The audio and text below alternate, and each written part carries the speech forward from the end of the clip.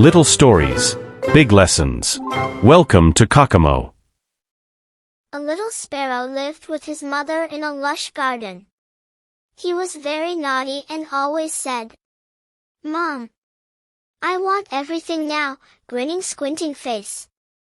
One day, the mother sparrow gave him a magic seed and said, "Son, if you handle this seed patiently, it will make you happy." The little sparrow saw the seed and thought, "I'll eat it now." But then he remembered his mother's words and put the seed in his nest. Every day he looked at the seed, but remained patient. A few days later, that seed became a beautiful fruit tree seedling.